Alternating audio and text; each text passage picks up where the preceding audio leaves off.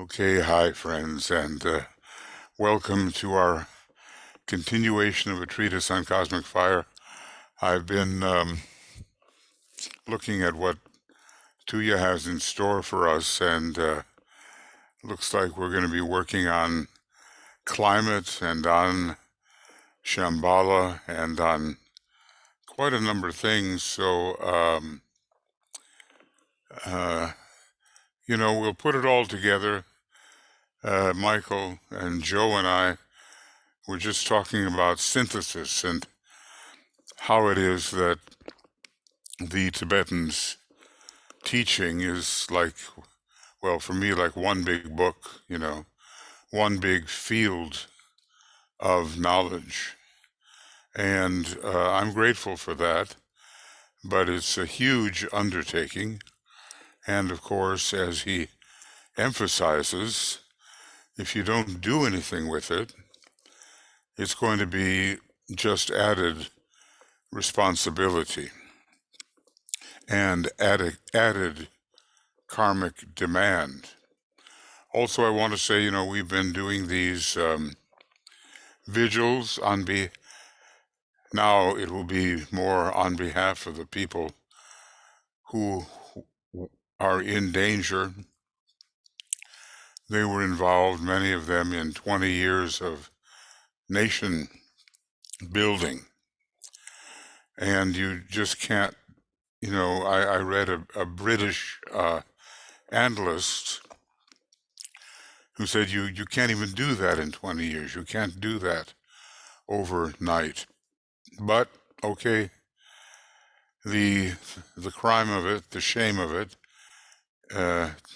hopefully temporarily, is that they've been abandoned there, and so far they can't get out. And the number of Americans is very slight compared with, what's the figure I read? Sorry. About 100,000 people who have been assisting the Western democracies in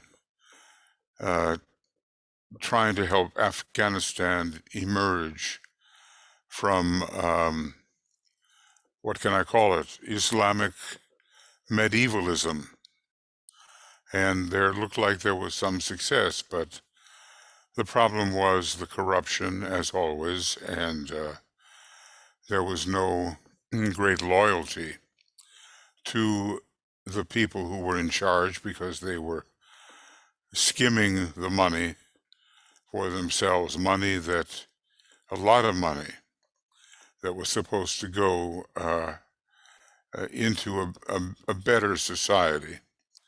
So, as everywhere, we're dealing with selfishness versus selflessness. And we, in our esoteric terminology, have a way of describing that as the selfishness of the dweller on the threshold, or we can call it the personality, and the selflessness of the angel of the presence, assisted by the telepathy of the master, and also our own monad that has taken its residence upon the higher mental plane and manifests as the jewel in the lotus.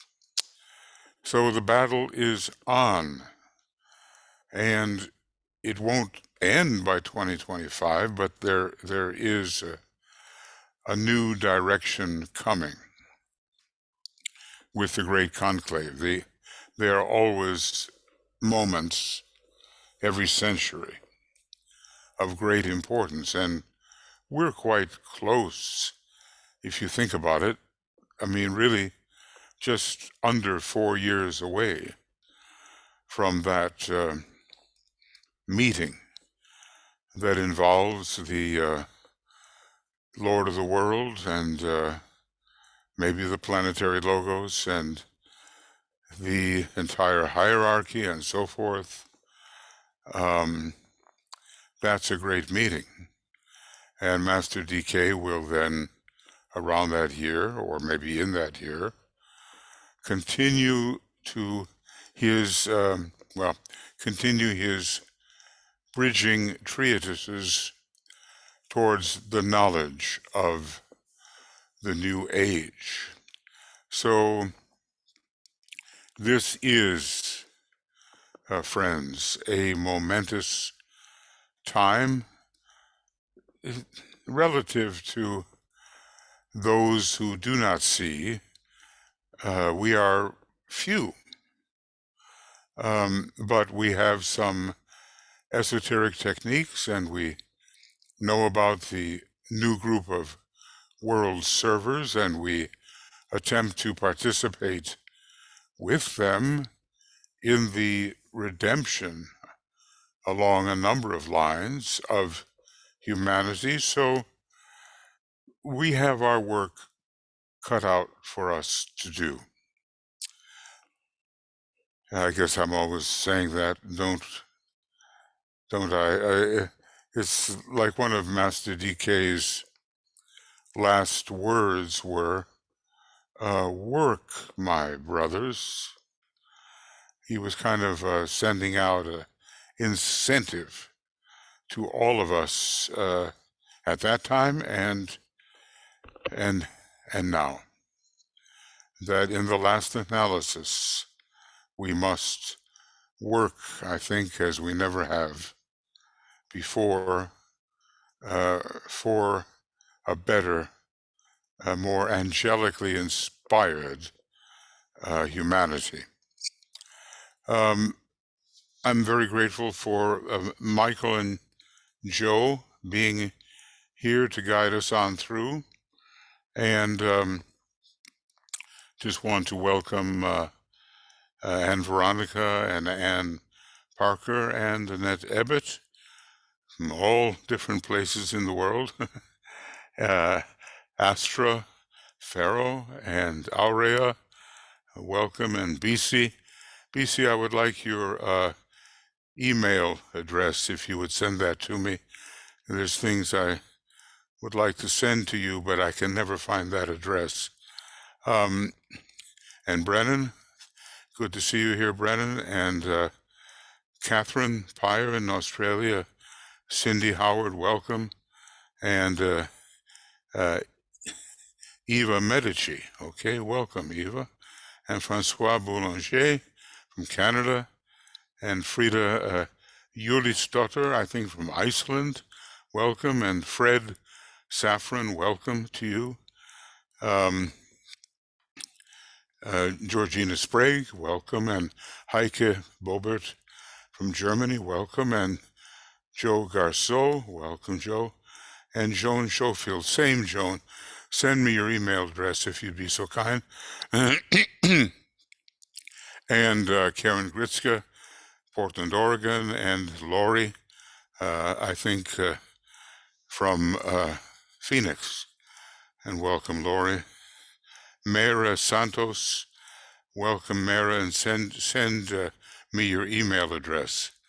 And Tia from the Washington, D.C. area, and Vivian, also, I'd like your email address, Vivian, and Yvonne, good to see you, and I have yours, and Zenaidi, welcome. I'm always happy when you can attend, and we're all learning a little bit at a time.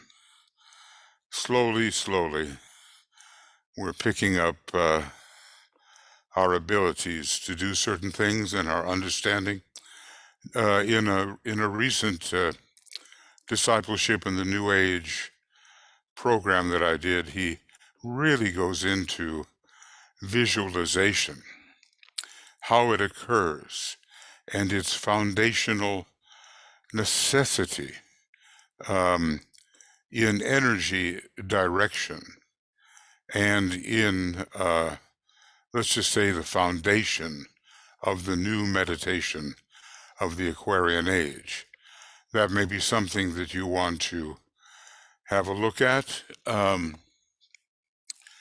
because visualization. The Tibetans are so good at that. Well, they practice endless hours, and we too could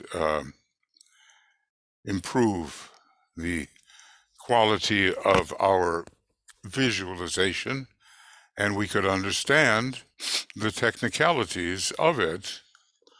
And they are, involving the brain and the pituitary and pineal gland and certain areas where images are created or where images are propelled forward in the process of telepathic energy direction.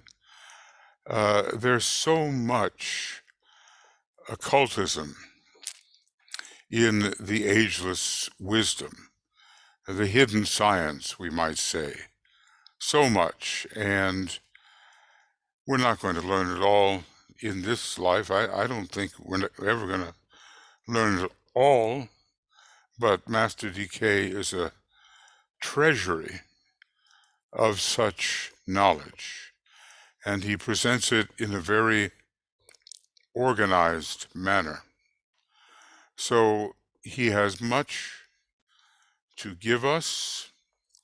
We have to be sensitive and absorbent, unselfish and contributive in terms of the new group of world servers. I'm sure that there are many among us who are looking ahead to future incarnations during the Aquarian age, where practical spiritual occultism will be the order of the day for those who are really advancing into the higher points of tension. This is a big project. The Christ has a huge project before him, and so do each of the externalizing masters. But we who are on the outer periphery are related to them, and relatively speaking, and for people at our stage of development, the project is also huge and involves many lives. So get used to that idea that you're in it for the long haul.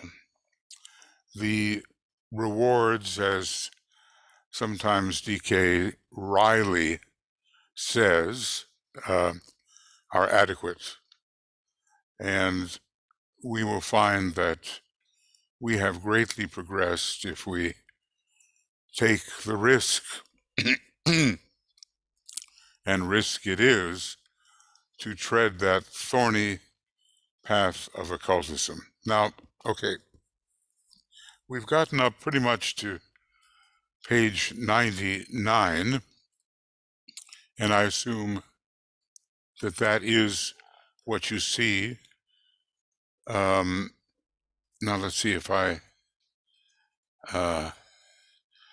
understand quite where we are.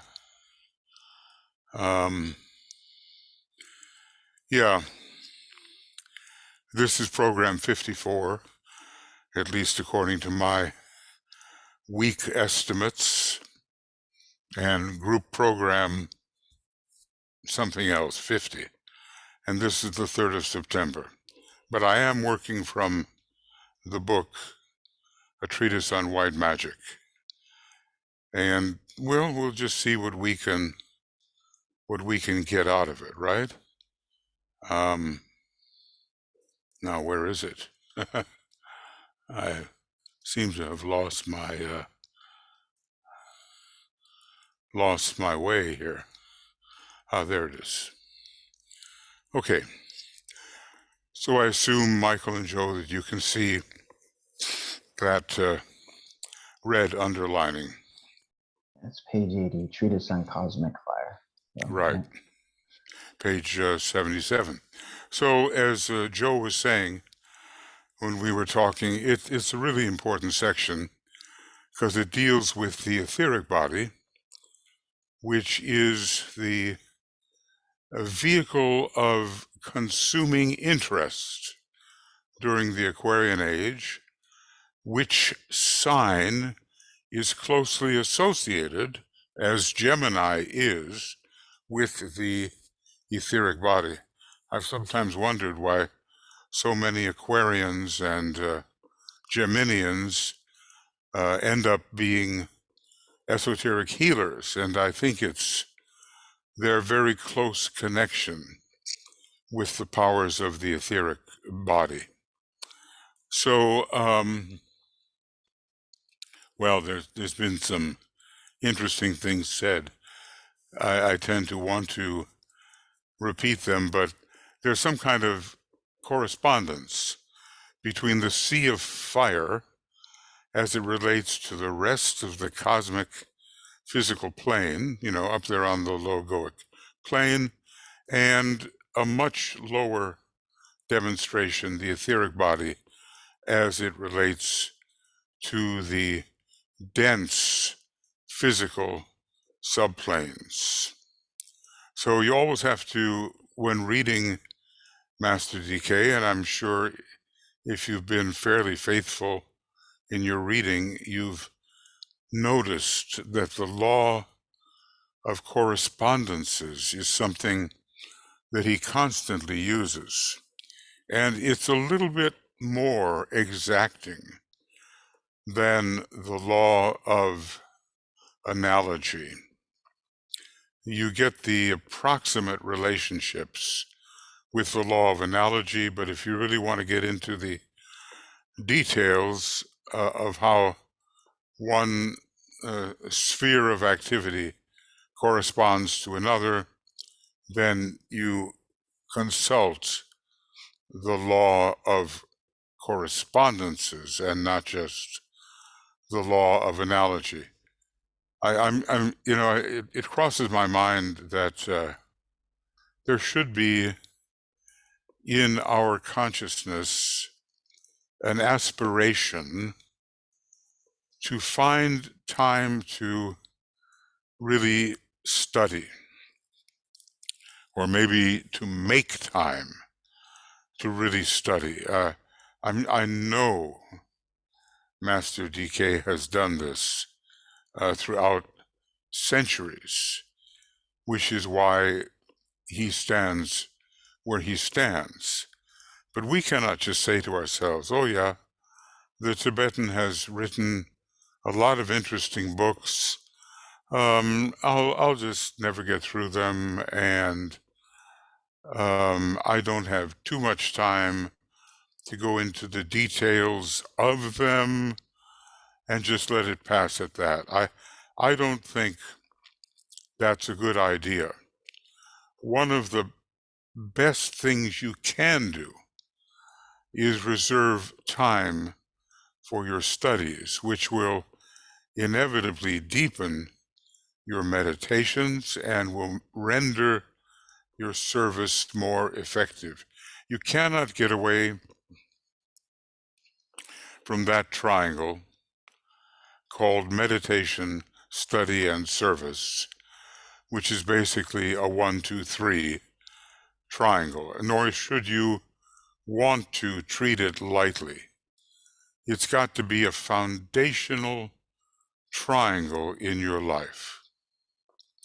So DK says here, provided I can read it from this distance, the etheric body has been described as a network permeated with fire. Now, may I say, we all know what that could look like, what a network is, and permeated with fire of what kind? DK goes on, or as a web animated with golden light. Now just pause for a second and visualize this bioelectric field which is very intricate, and apparently when dealing with the solar prana, it's golden in color, golden light.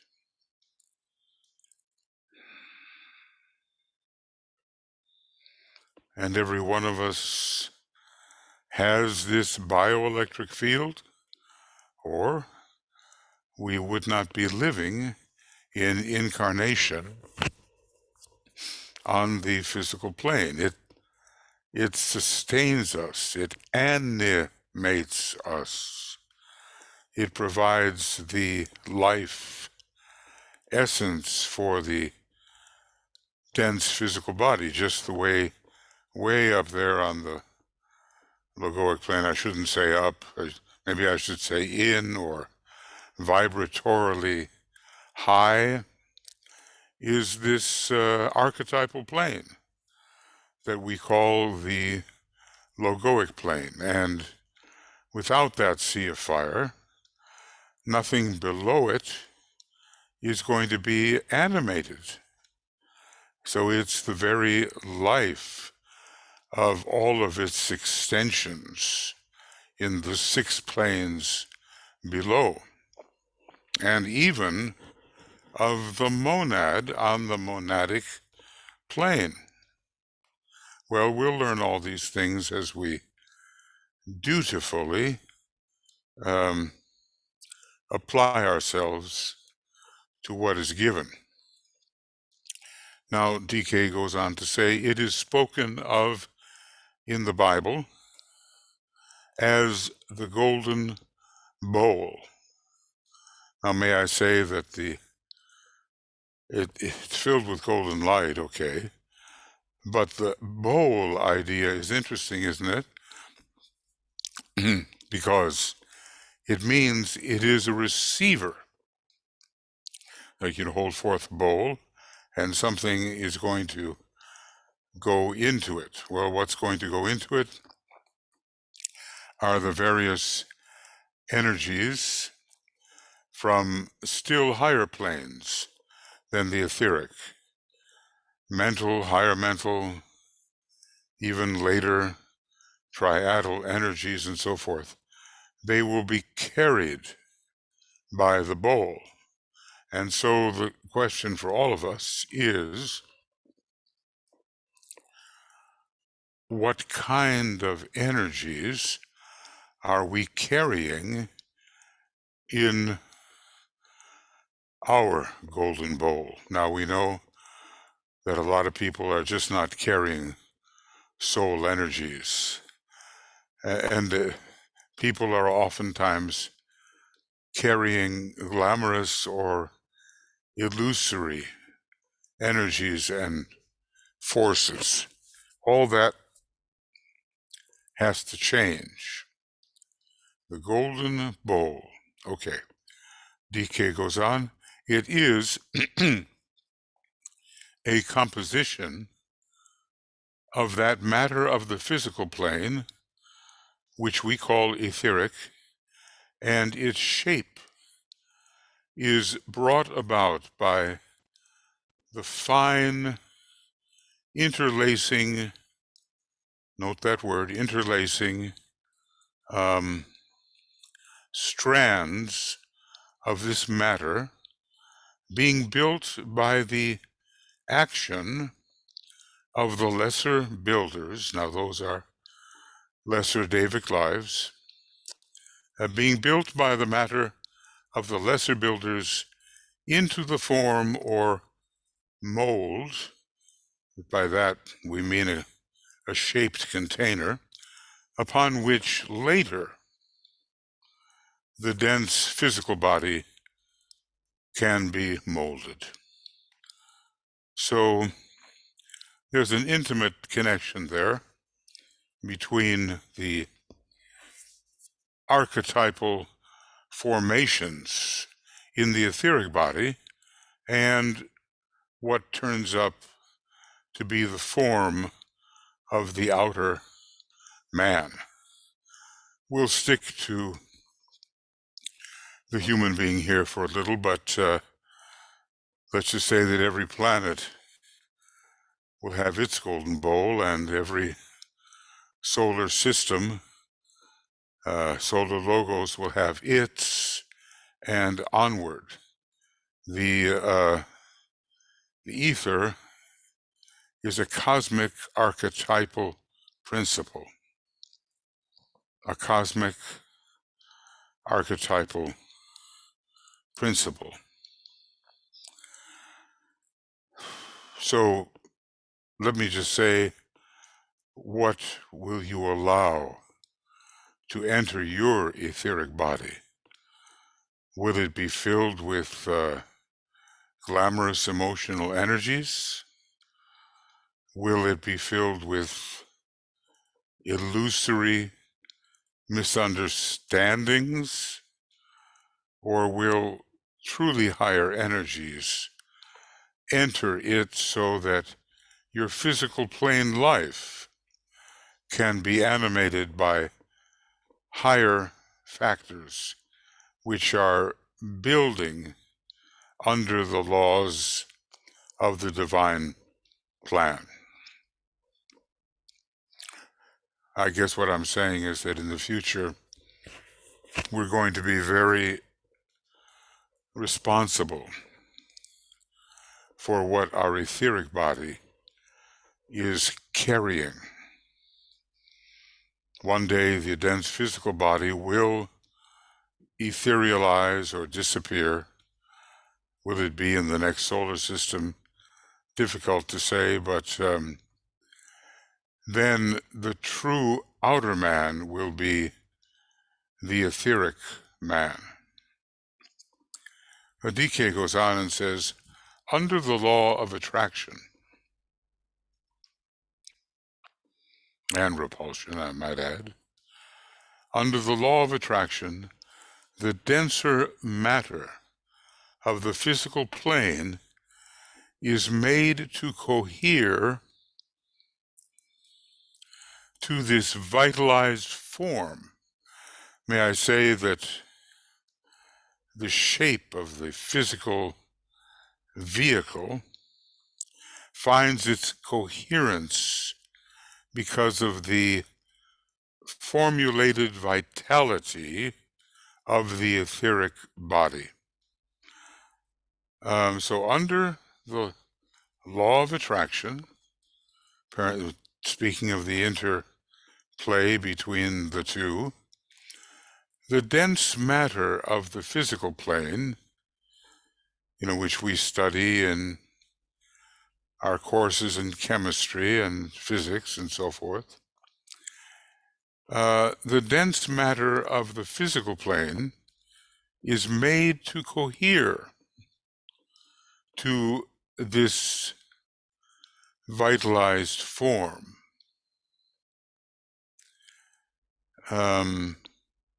The law of coherence being the second systemic law, and as you can understand, related to the second of the cosmic laws, the law of attraction.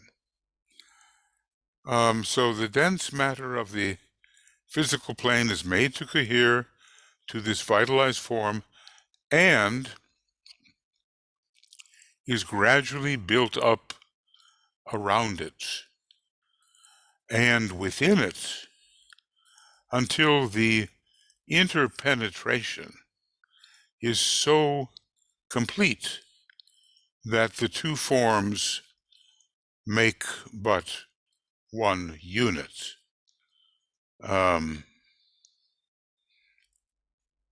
This is all happening before birth into the incarnation actually occurs. So the two forms make but one unit. The pranic emanations of the etheric body itself play upon the dense physical body in the same manner as the pranic emanations of the sun play upon the etheric body. So the sun is the great vitalizer. It sends its prana into the etheric body, and from the etheric body, those emanations, those vital streams, those pranas, of which actually there are said to be, I think it's 5, you can find that in the Light of the Soul, they play upon the dense physical body. Okay, so let's see if we can get something of a picture of that in our minds.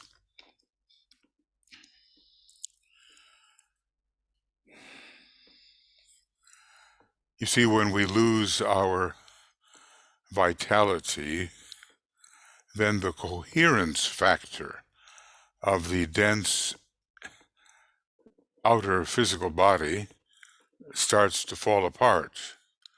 And basically, that is considered to be the death of the outer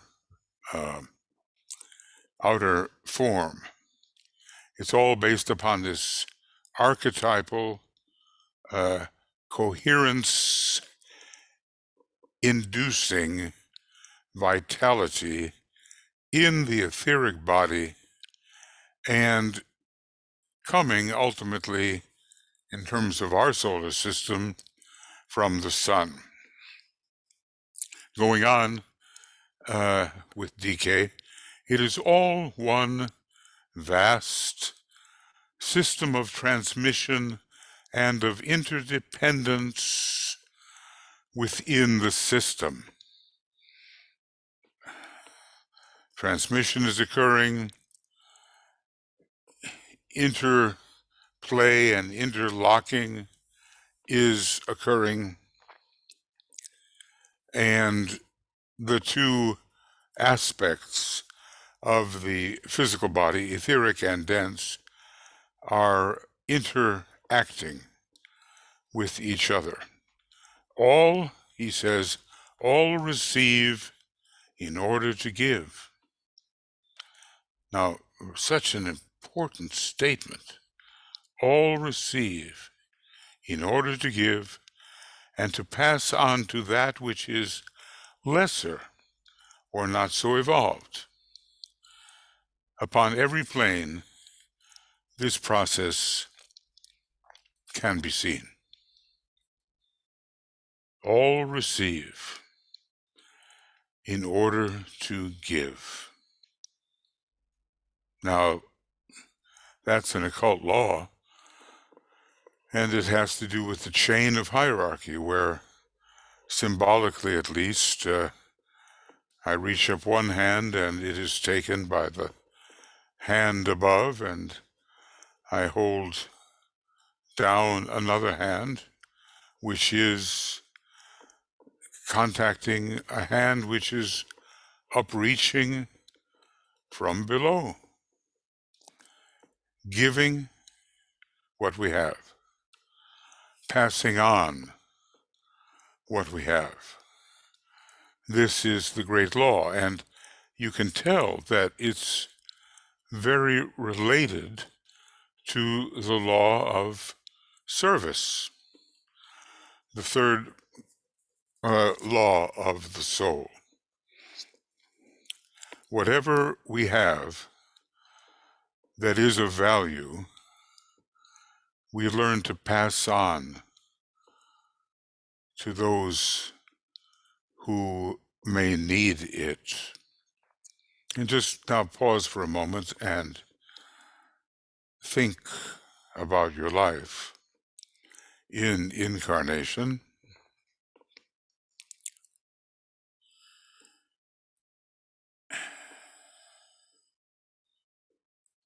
And question yourself if you do this.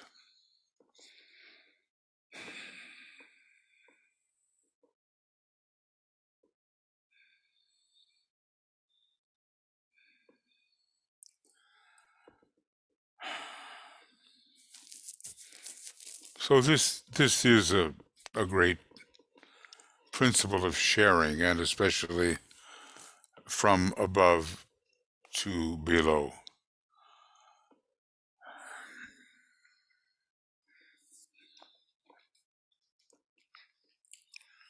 And when the soul controls the outer life and form and all events, as the Mantram tells us, the urge to share is very strong. And we know that the Christ cannot safely return, not for his safety, but for the safety of humanity, until the principle of sharing is greatly expanded over what it is now and is governing, in this case, economic affairs. So maybe the word sharing has to be very important.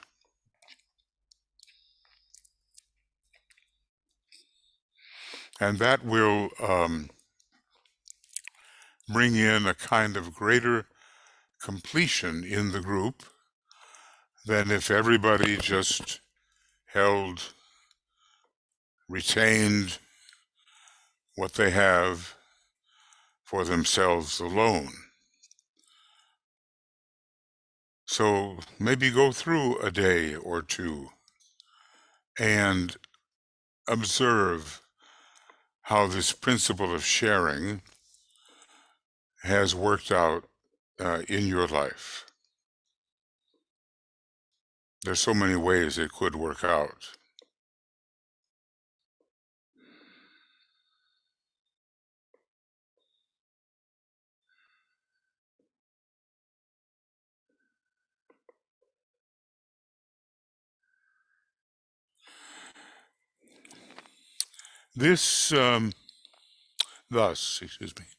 Thus, says the Tibetan, the etheric body forms the archetypal plane in relation to the dense physical body. Now that's really an important principle. What does an archetype do? It brings shape and form to otherwise shapeless substance. It's a bit like an idea, how DK defines the word idea. Several places in this book and others, he talks about the archetypal nature, the shaping nature of an idea. So we're about, Uranus is the planet of the archetype. In general, it's a strongly archetypal planet, this heavenly one we call Uranus. And Uranus will be ruling the etheric plane, just the way it rules Aquarius, exoterically and also as veiled by the transfiguring moon. So Uranus provides the design, and the design is taken up by the dense physical body. Now, if you are a master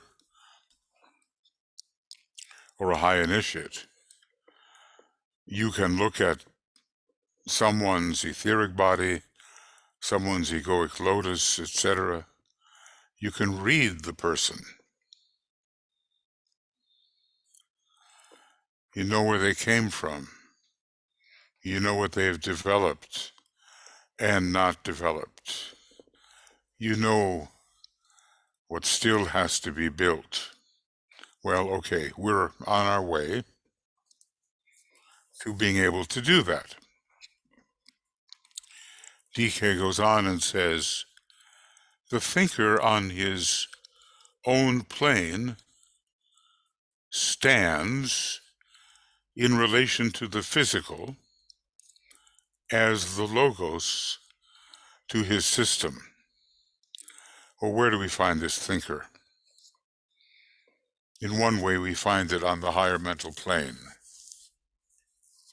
We find it in the heart of the jewel in the lotus. And there is a correspondence here with the solar logos, and that part of the solar logos that is on the cosmic higher mental plane, as the map will show us. I wonder if I can find that map. So here's a map, and here is the place of the thinker.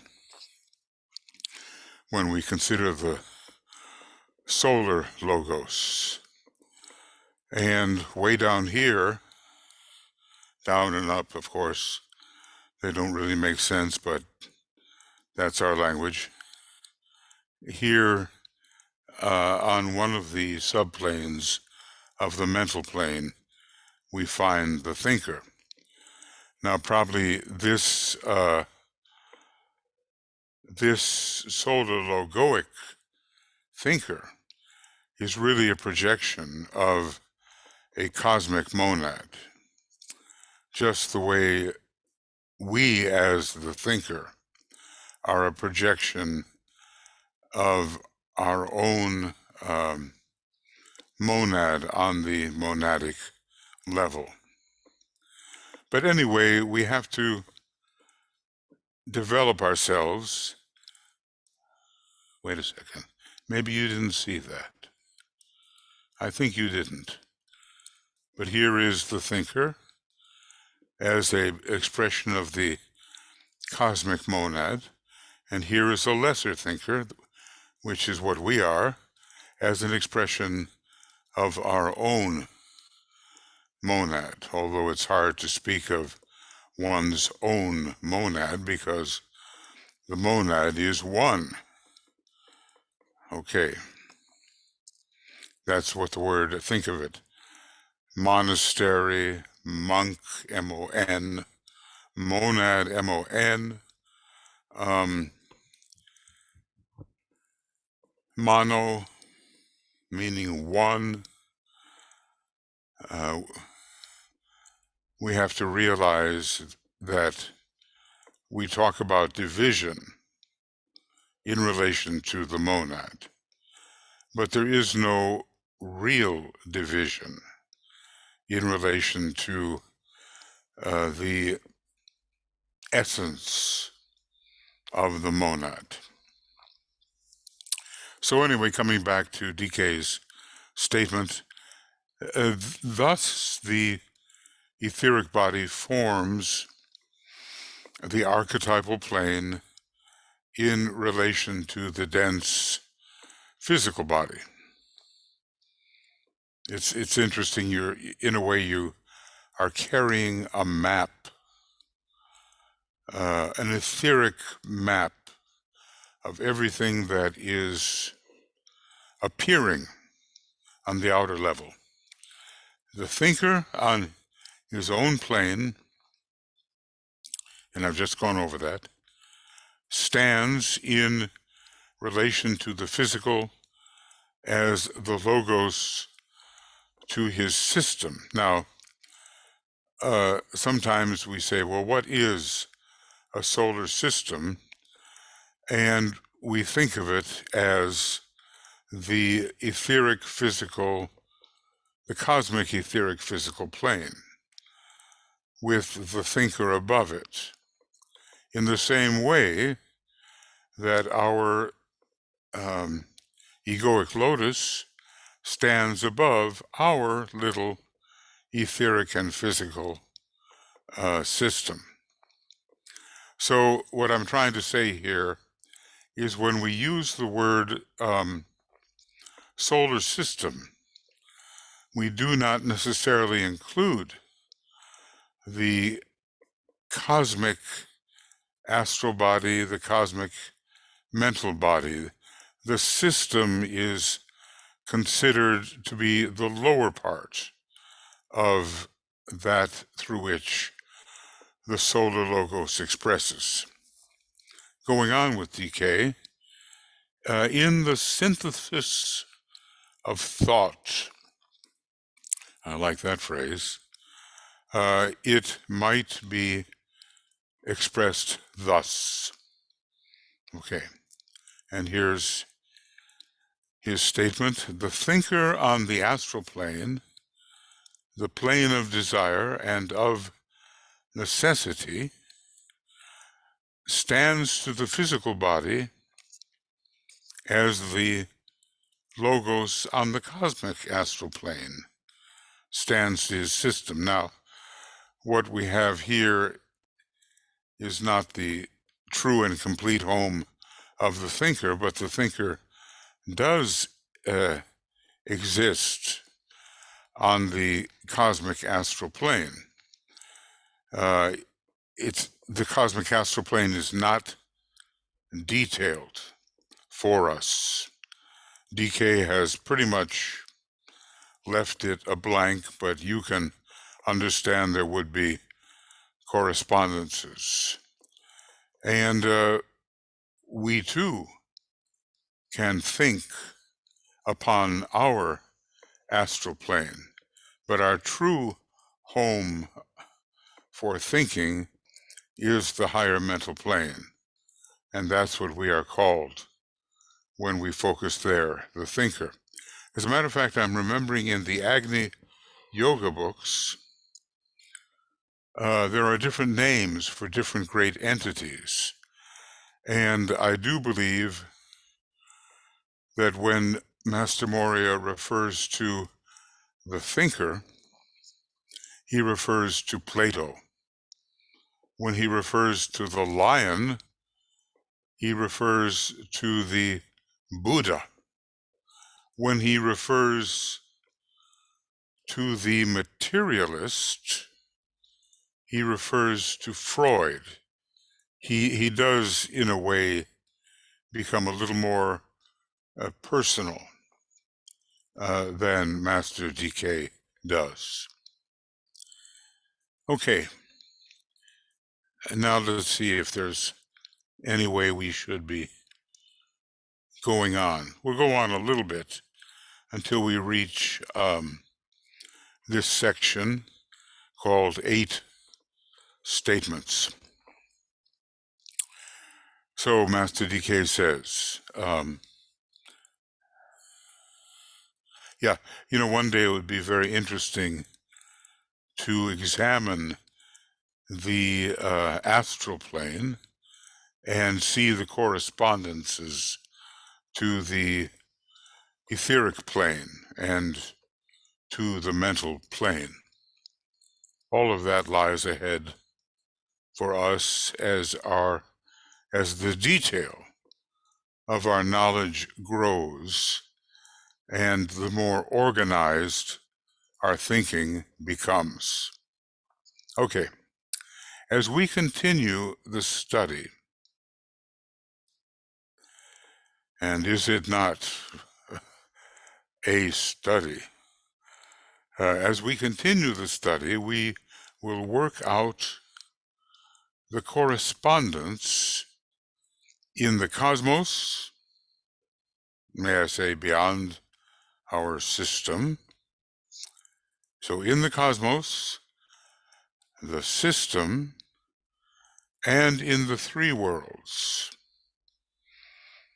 For we need to remember that the analogy must be perfect.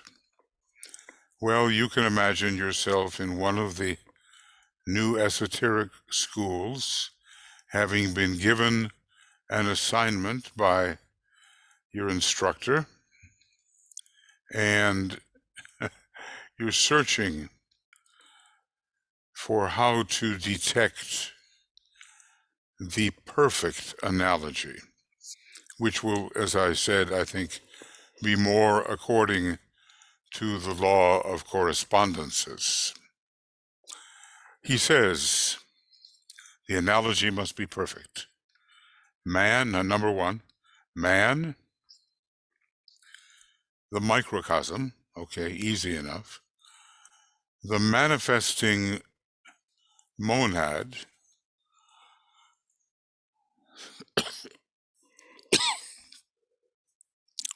so that everything occurring vibratorily below the monadic level is actually the monad in manifestation, or one, the one, or one. And let me just say that in this case, the one manifests as the many. And if you are successful, if I am successful in solving the problem of the one and the many and the one, we have actually achieved something. Then number two, we're going to go up from the macrocosm, rather from the microcosm, to something quite a bit bigger.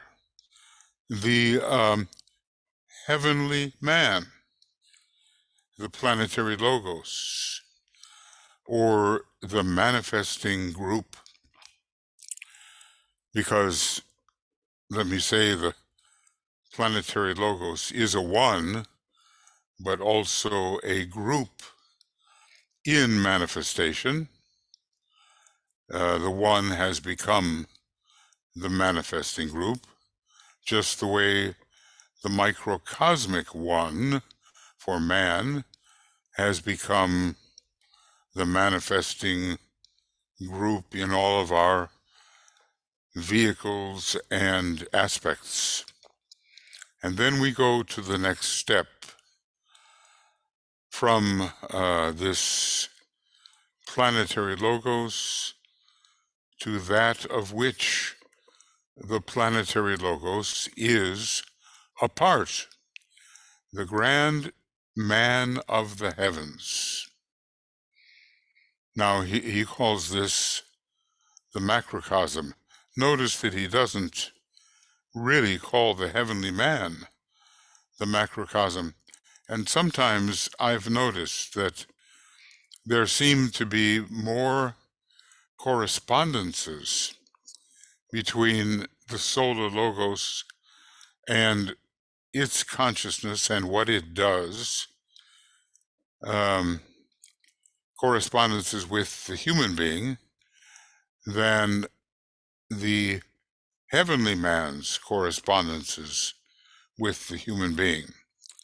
So the grand man of the heavens, or the grand heavenly man, or the lion of cosmic will, you know, the different ways of naming this great being, who is the macrocosm, the solar logos, the manifestation of all groups and of all evolutions within his body, the solar system. So much depends on our realization of what is contained within these greater beings. And they all have multiplicity. Even though they are a one in consciousness, eventually, and even though we participate in that one, the many aspects are always there. There is multiplicity in unity. There is unity in multiplicity, or in variety. Now, all these bodies, the body of a man, a planetary logos, and a solar logos, what does he say here, are the product of desire,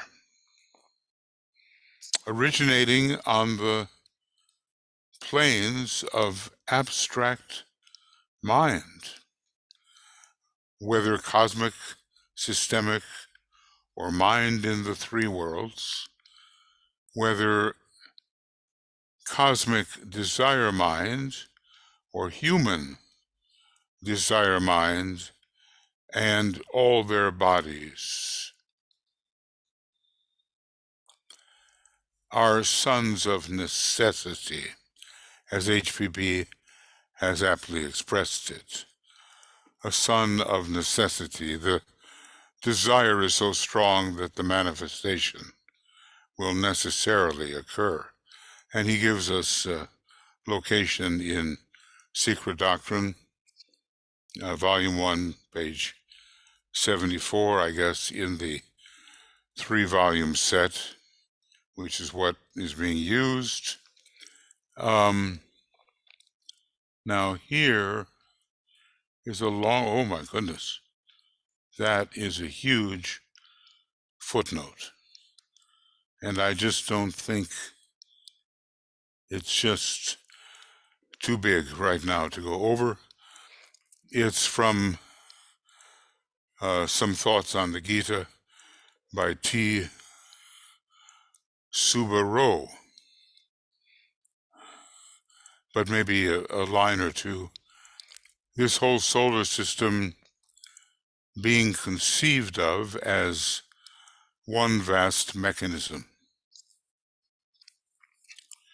with an exquisite adjustment of its parts in all major details, is only the physical expression of Vishnu. Now, Vishnu is going to be considered our second ray solar logos, or the ethereal basic substance, as we may understand the word for the present. Well, he's telling us there are different ways to understand it.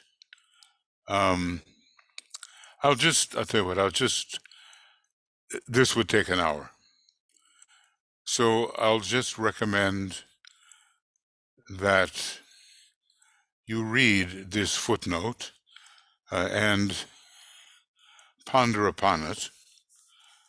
He is, of course, an expert in Sanskrit, and he was considered, the equal of Blavatsky, both of them 4th-degree initiates. And he's quite intricate in what he describes.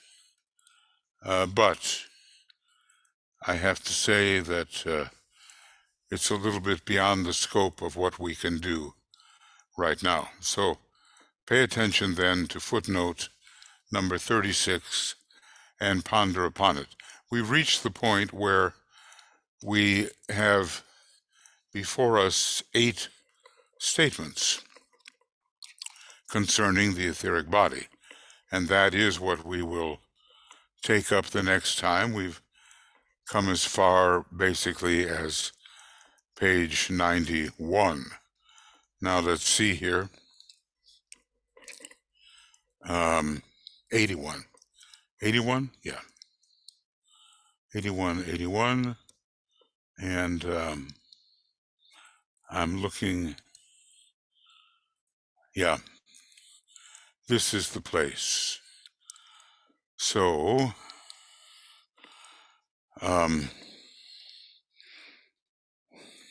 just put down the beginning part and not the end part, just so we know where we're going. So let's see here. Try to do this so we get oriented for our next connection. So, beginning of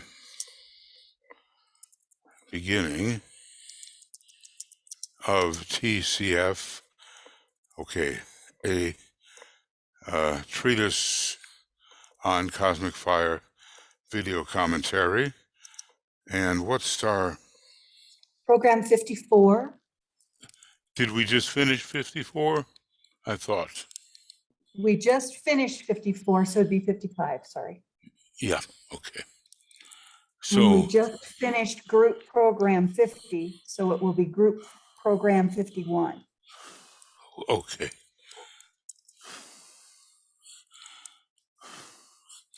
Okay, beginning of Treatise on Cosmic Fire 55. And reading group program number 51. 51. Yeah. Okay. Okay, good. And our timing on that, do we have that? When we shall meet again? Or I think it's in 2 weeks. Let me double check. it usually is. It is usually, and should be quite, I think, quite interesting. These 8 points that he's going to bring up. I think It will very... probably be the 17th. Yeah, let's put it down. 17th of September 21. And our time is usually 5 p.m. GMT until we get rid of our daylight saving time, when it will be, 6 or maybe... Yeah, it'll be 6 p.m. GMT when Yeah. Okay, thank you. summertime ends. Yeah, thank you. Yeah, that's good. All right, friends. We have had a little bit of reading, a little bit, and I just want to get to where we were.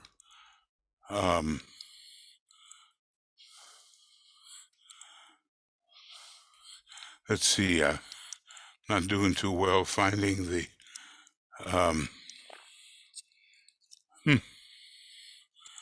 I'm kind of looking for the... Maybe this is it. Well, I'm not sure. There we go. Maybe that will help us. All right. Not a lot of pages, basically 1 or 2 pages, but trying to look at all this in a broad and deep manner, cross-referencing many things which DK has presented to us. This idea of the cross-reference will eventually produce a synthesis in our consciousness. And finally, that's one of the chief things we are looking for. Okay, now we've worked for about an hour or so. Is there anything you would like to say, or anything you would like to ask? Not that all the answers are here, they're not, but maybe we can give some indication. Anything. Let's see. So when you're talking about the web, Yvonne mentions another movie like she did yesterday, Spider-Man. And then Joe Garceau mentions the image of Michelangelo's painting on the ceiling of the Sistine Chapel, with God's hands reaching down to the extended arms of humanity, reaching up. Yeah, so that is archetypal. That's an archetypal image. God, the animator, and man, the microcosm, seeking in his outer life to be animated. Yeah, there's always going to be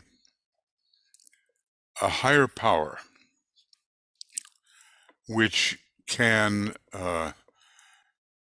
give life, we might say, to a lower collection of energies.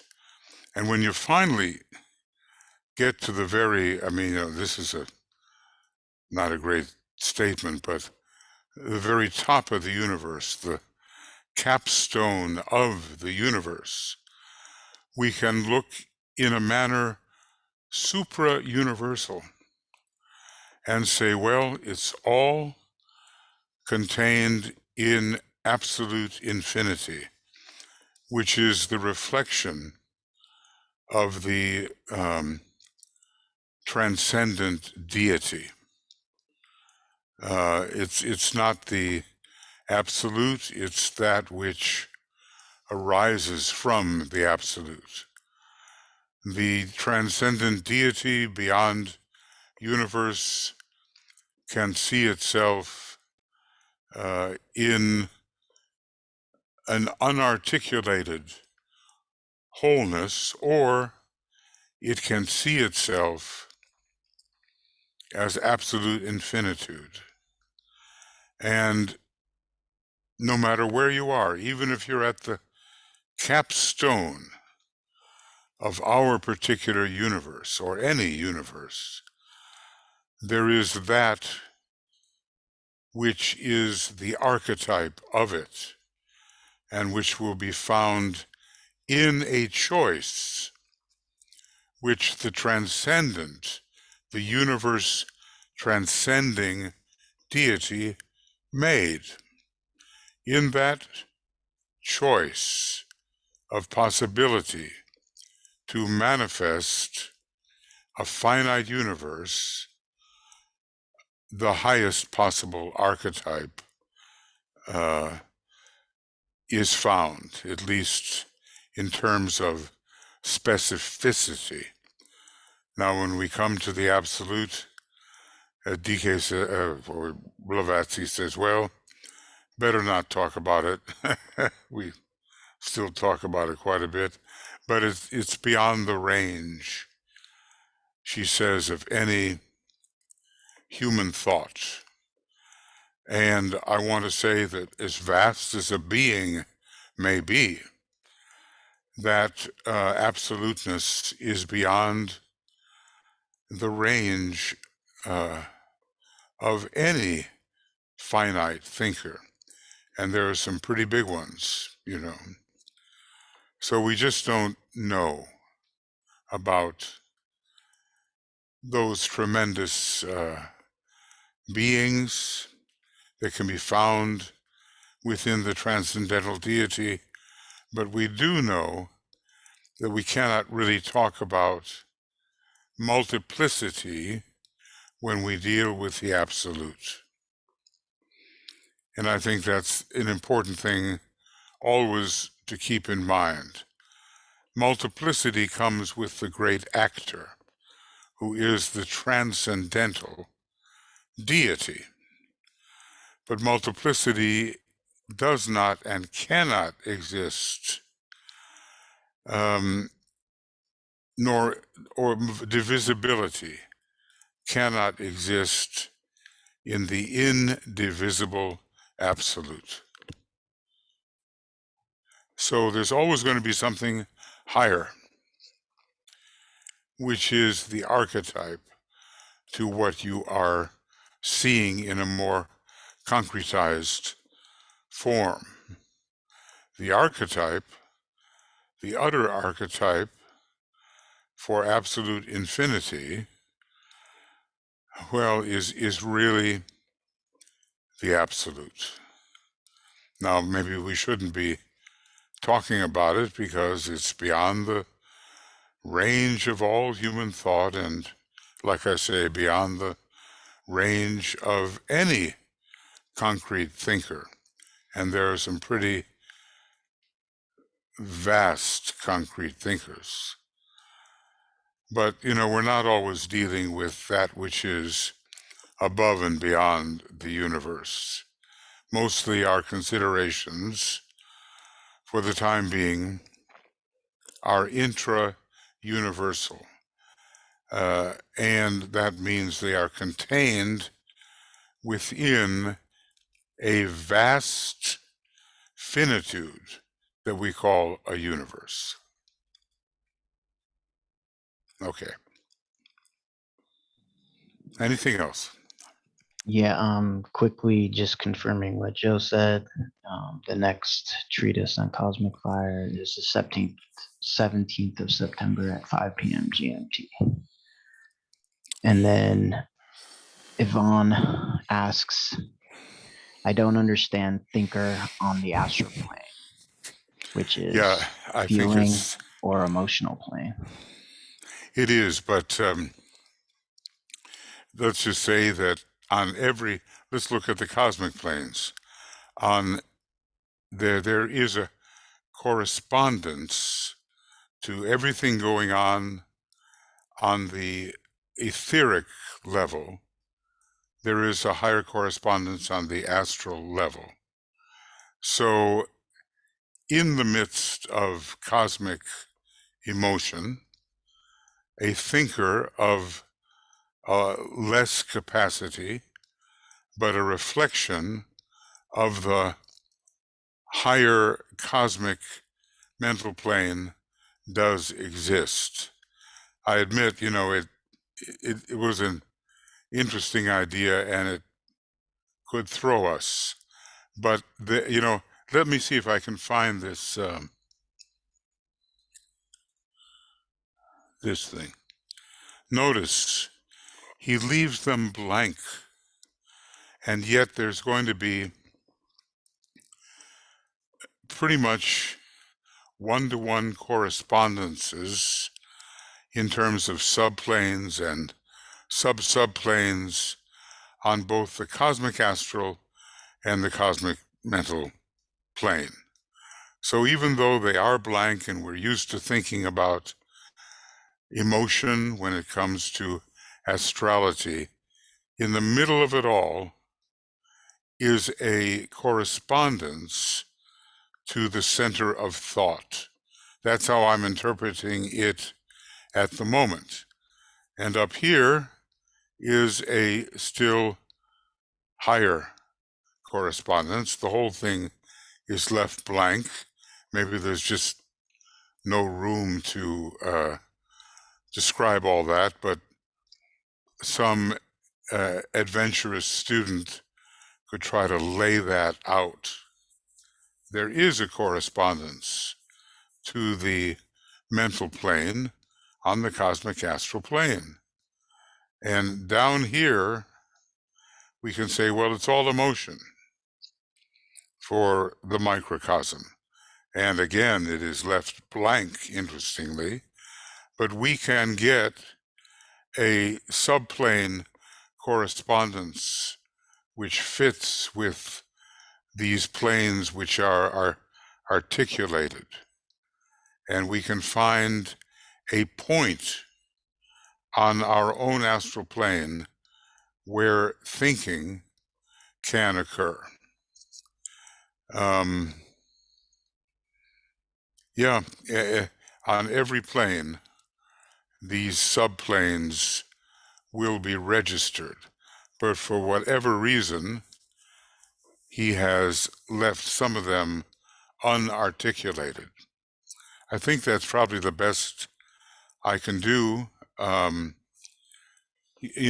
is the correspondence down here to the 4? See, some are 4 above 3 and some are 3 above 4. Now, when it comes to our etheric physical plane, the normal one, it's 4 above 3. When it comes to our mental plane, it's 3 above 4.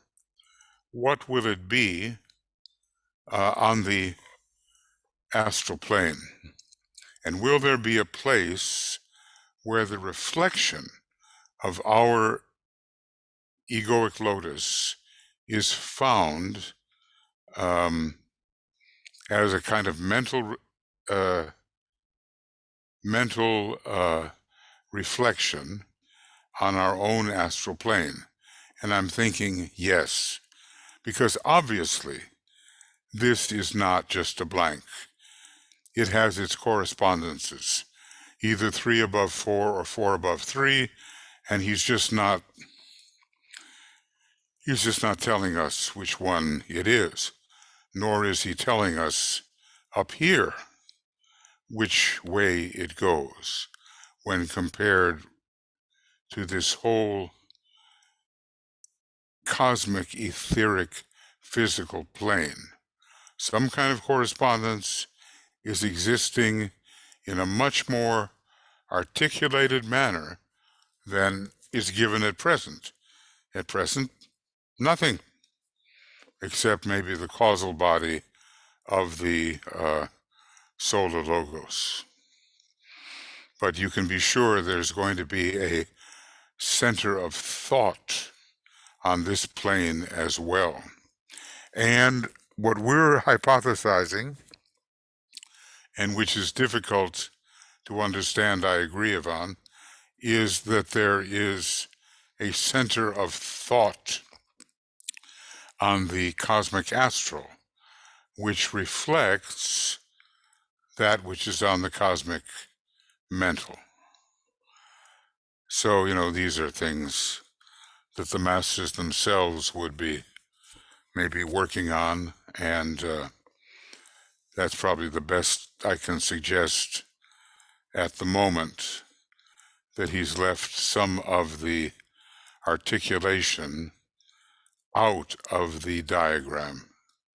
And if he put it in, we would see an interesting connection between the center of thought on the higher mental plane and the center of thought on the astral plane, which reflects that higher mental plane.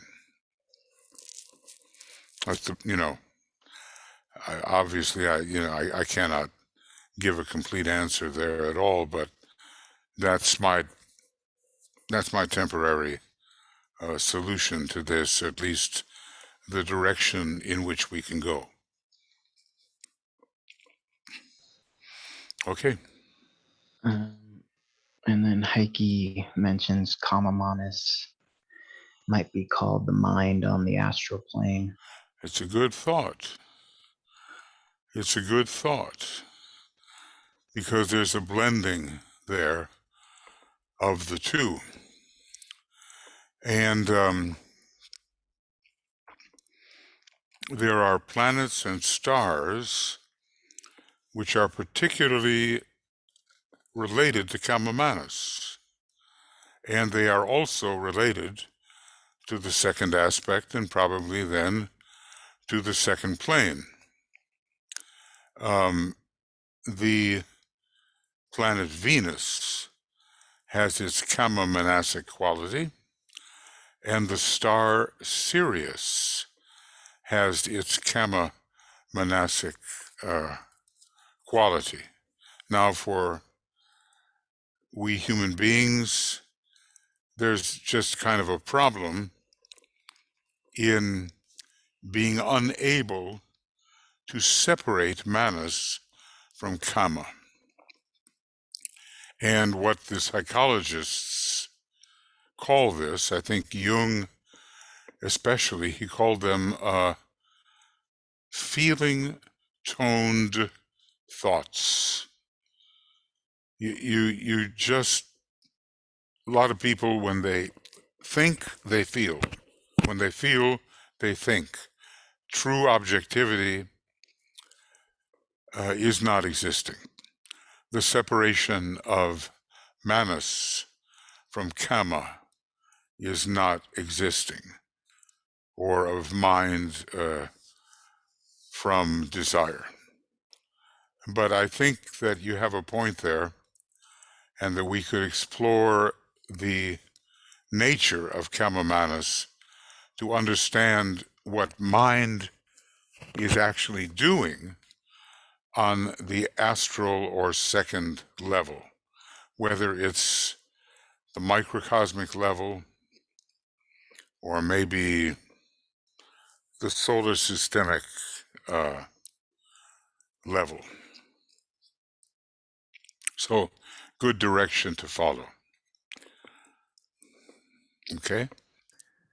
And Veronica, for the human being, I have a somewhat clear image about its constitution, but it isn't clear for the planetary logos and the solo logos, their physical body, their chakras, and their soul. Keep reading in Cosmic Fire, because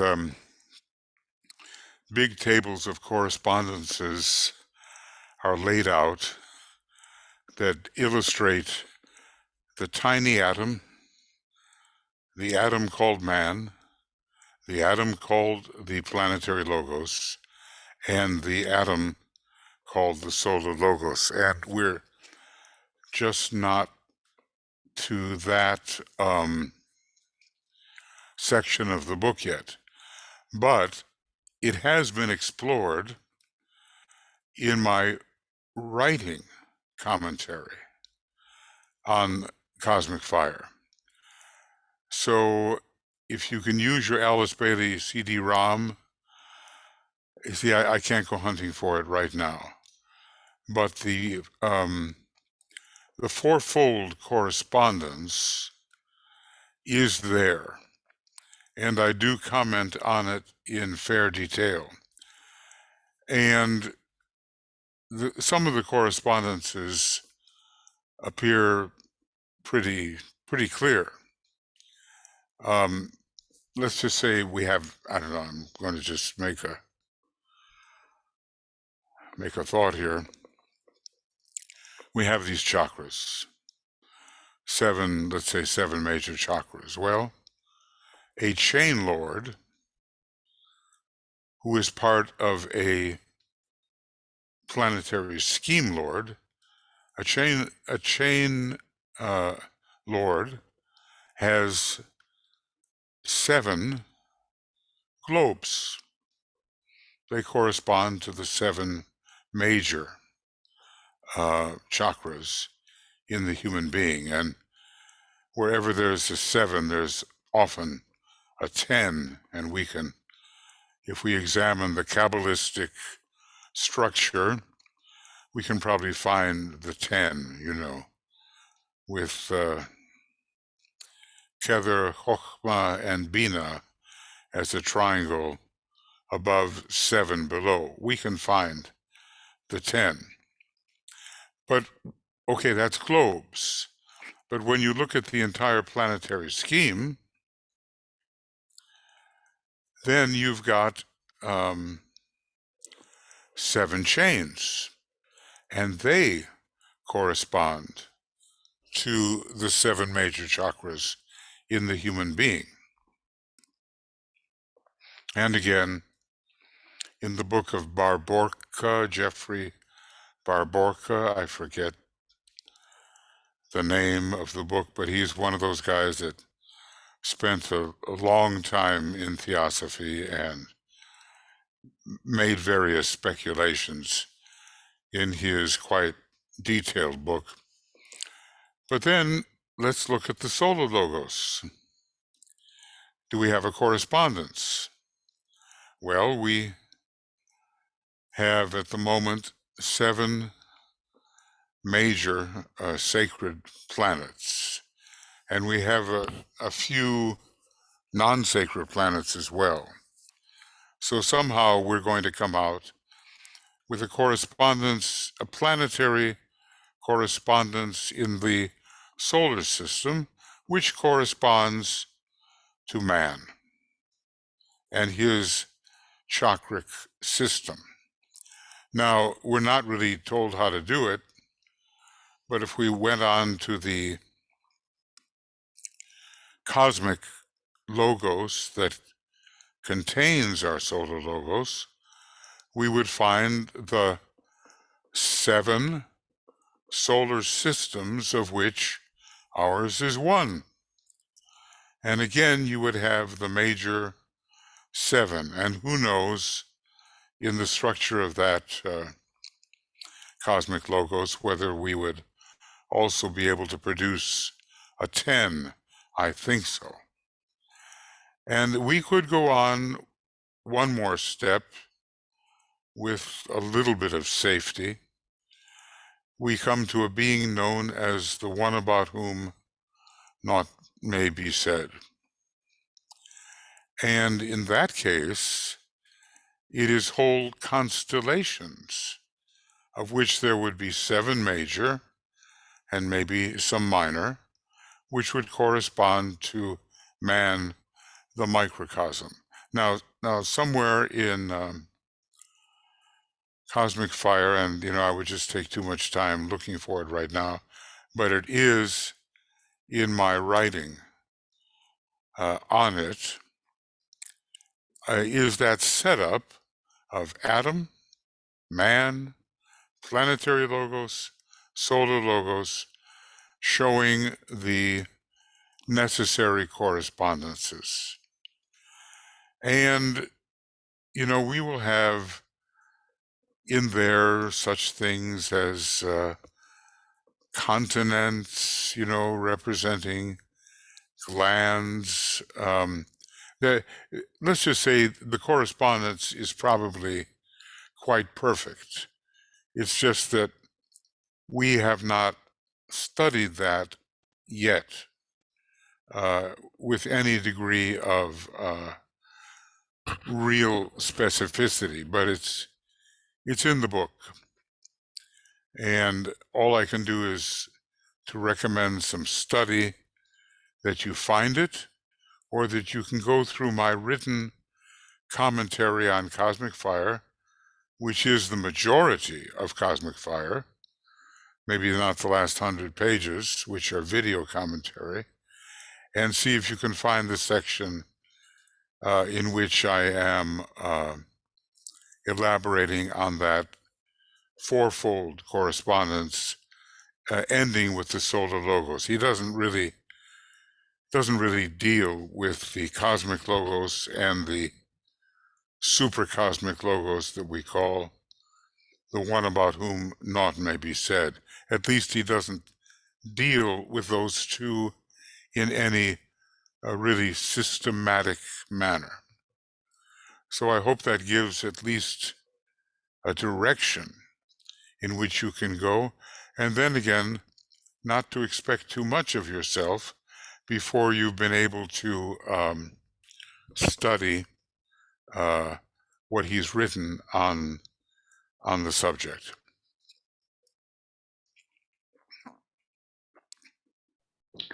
And then Anasklar mentions it is on hierarchies of different powers. The whole cosmos hangs, and we are fractals of their interactions.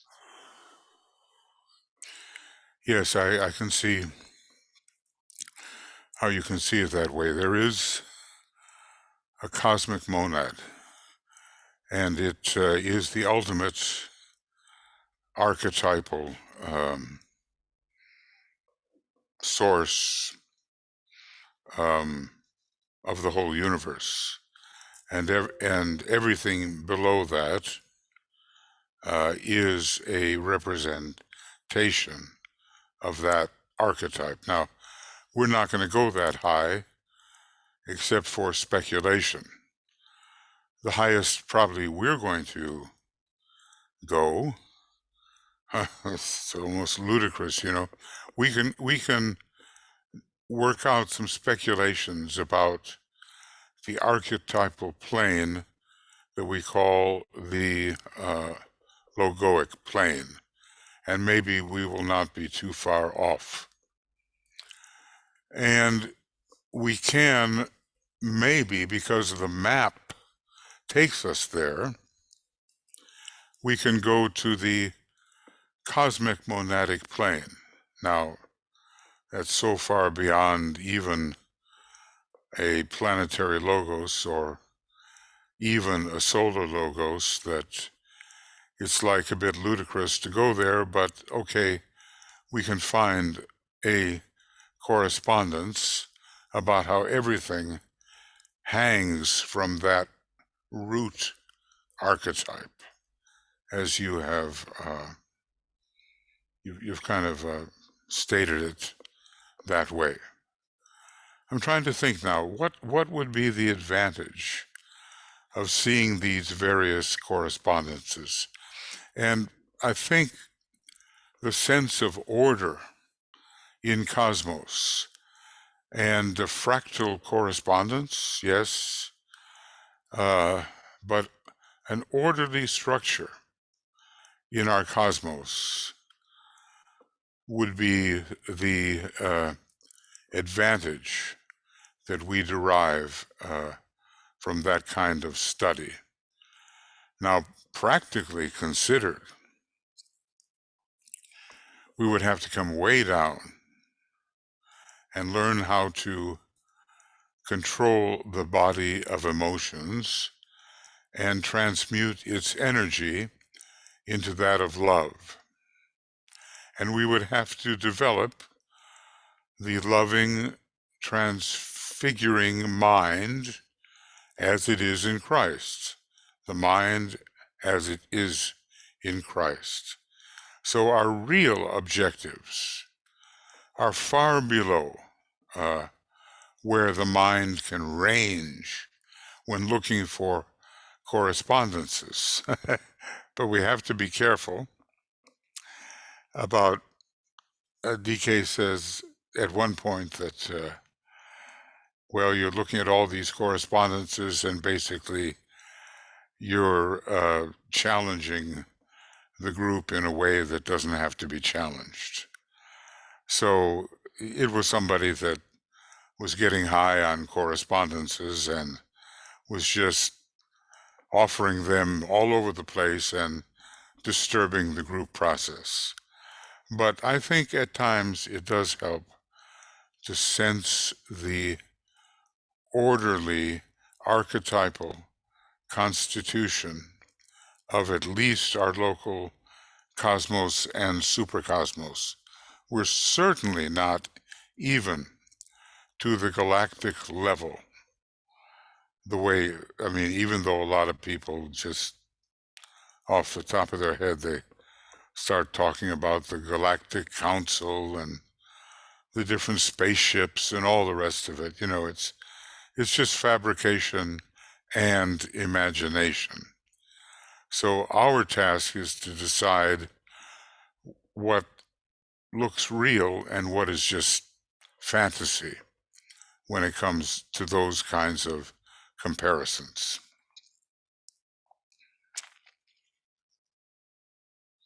Anything else? Yes, and Veronica asks, does it have to be 3 above 4 or 4 above 3 on the astral also? I think so. Because there's going to be a correspondence, and the two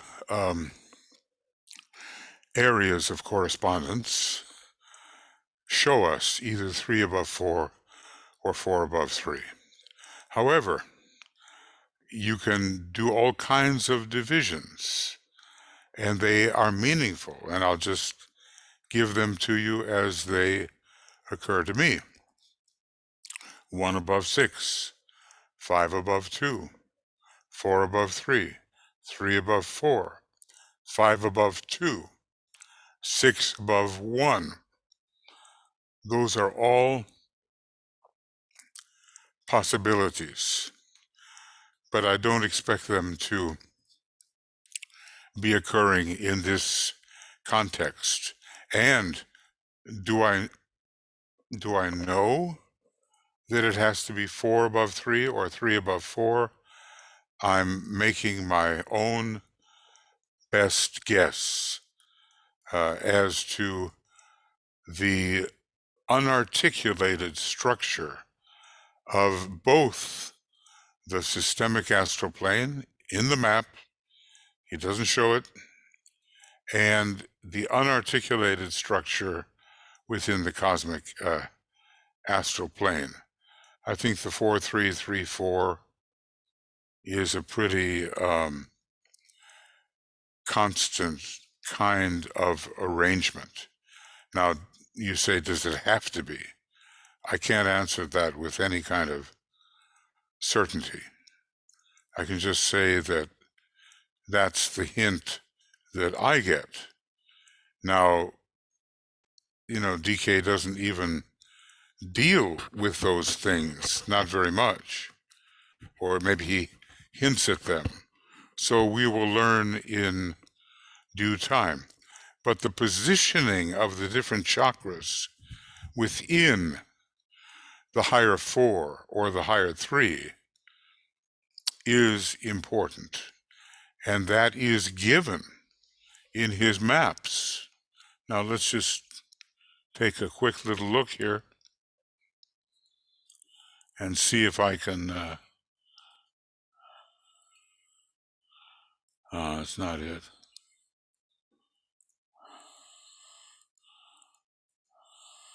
There we go. Now take a look. Wait, you can't see. I'm finally getting, oh, maybe you can. Okay. Look at these chakras. So here is a picture of the astral plane. Maybe it's archetypal. There are 7 subplanes, but there are also 7 subplanes for each one of the 7. So basically, we've got 49 divisions. There is no place for the Ajna center except on the highest subplane in a particular subplane. The heart is always found on the 2nd level, and the throat on the 3rd level. And then 4 more chakras, including the spleen there, is found on the 4th level, even as it is on the mental levels here. Now, what to do with that 4th subplane? Is it etheric? Is it special in some way? It looks to me like simply the highest aspect of the concrete mind, where certain chakras are located. And above here, we find the egoic lotus, which is the higher correspondence of what we're finding down here on the higher 3 levels of the normal systemic astral plane. So this, to me, looks like the picture. Looks like the picture that we should start from, at least. Here's the physical etheric, and it's, in this case, 4 above 3. Here is the emotional, and it looks like 4 above 3. Here is the mental, and it looks like 3 above 4. As for what goes on up here, within the triad and on the Buddhic plane and atomic plane and so forth, well, really, we just don't know. But I guess, I guess it's one of those archetypal arrangements, either 4 above 3 or 3 above 4. So does it have to be? Well, maybe not, but at least this is a place to start. Okay. Anything else? Yeah, I think we'll skip over the correspondence since you covered that. And then Lori says, I find it helpful to study the 7 creative hierarchies in active manifestation, understanding the signs and their ruling planets as representing the higher archetype of each plane. I find it helpful too. And DK is said to be, at least among our masters, the foremost expert on the planets and constellations and signs, and the creative hierarchies.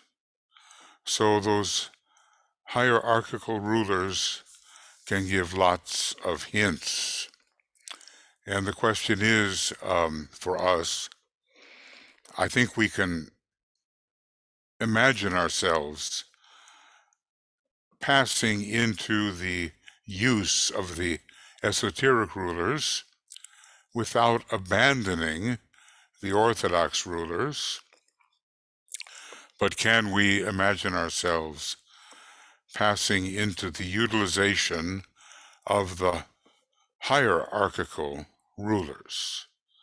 I mean, another way of saying that is how many Aries people are really responding to Uranus? How many Virgo people are really responding to Jupiter? And when I say Virgo people, I'm talking about sun sign or maybe rising sign, wherever the sign is very prominent. And with Libra people, how many are responding to, is it Saturn, isn't it? I think so. I hope I'm not just losing my mind here. Maybe it's been lost long ago.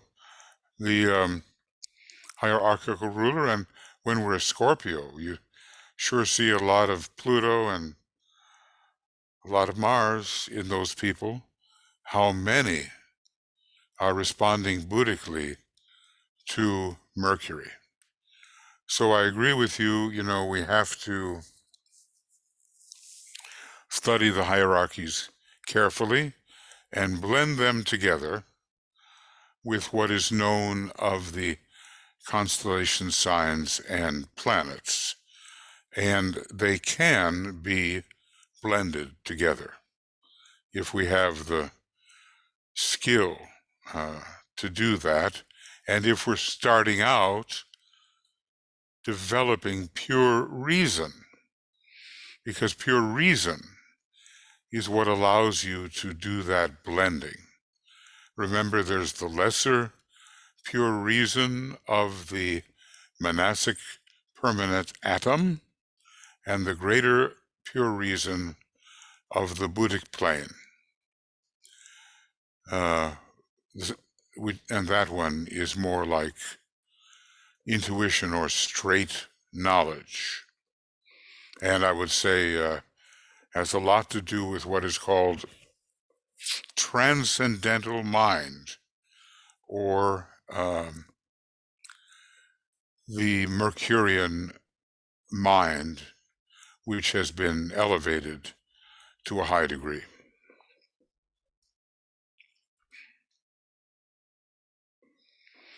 Okay. Anything? We are complete.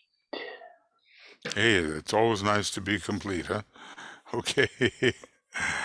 All right, thanks, friends. All of you who managed to show up, I wish I could do morning programs anymore, but it's not too healthy for me to do that, and I've just got to accept when an emergency calls like the full moon is now, or the new moon is now. I do for me, the afternoon and evening programs, and for a lot of you in the U.S. and South America and so forth, these are programs during the day. For people in Australia and it's harder, and in Vietnam it's harder. And I apologize for that, but I got to keep going here. So in another 45 minutes, we'll have vigil number 8. The important thing is to be honorable in getting the people who are so vulnerable out of harm's way. And it's somewhat of a waiting game, but let's see what we can contribute. I think tomorrow we also have something, don't we? I mean, usually on Saturday we don't, but well, we certainly have the vigil as long as we do it, and there's something else that's going on as well. Maybe you can. Does anybody have a check on that? I don't know. I'm looking at now. I know Sunday is Shambhala. So. Right. Oh boy, there's a lot of stuff going on. So usually Anne Nguyen has this, and I should be able to see it. And it's Sunday, and it's, oh yeah, it's climate change. It looks like a meditation broadcast. And it looks like 5 p.m. September 4th, tomorrow, climate change. And here is the picture of it. And I trust you've gotten the weekly schedule, so that's the one there. Then we go to Shambhala together on Sunday, walking in the door of Shambhala. And then we have Francis's excellent study groups, this one on the secret teaching of all the ages. And that's starting at 7 o'clock GMT tomorrow. So, okay, well, we just keep going, friends. We just keep going the best we can. And this particular program will come to you. And now, if you want what I call special delivery, which means that you also have the words on the side. The words are not always accurate because of the way voice recognition goes, but it's a larger picture of the speaker, and the words are on the side, and I do send that out to quite a few people.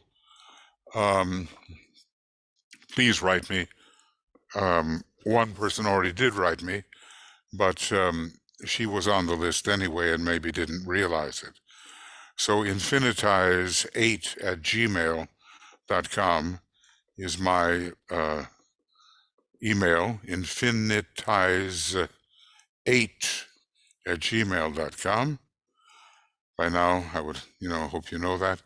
And let me know that you would like to be part of the special delivery group.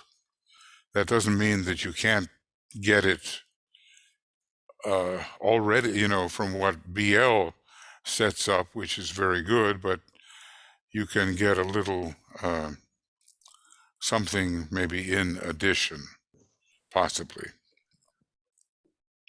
Yeah, it goes up on YouTube and Makara. Right. The one that you send out is not in perpetuity, so it doesn't last forever because it gets taken off Zoom on the back end. Yeah, we'll have to talk about that, because I'd like some kind of permanent access, but that's another matter. Yeah, we have permanent access on Makara and YouTube, plus like 3 or 4 different backups archived. Well, we are multiply covered. Okay, very good. Okay, well, Mikhail and Joe, thanks for your help, and thank you all for attending. And that's going to be it for right now. And just 50 minutes. No, gosh, it's less than that. It's only a half hour, because we try to start at 7:20, and we'll get into visual number 8, and it will be a broadcast at our usual, broadcasting link, the one you've been using low these many years. Okay, so thank you, And many blessings, lots of love, and lots of absorption and application. And we'll be talking to you. All the best. Bye for now.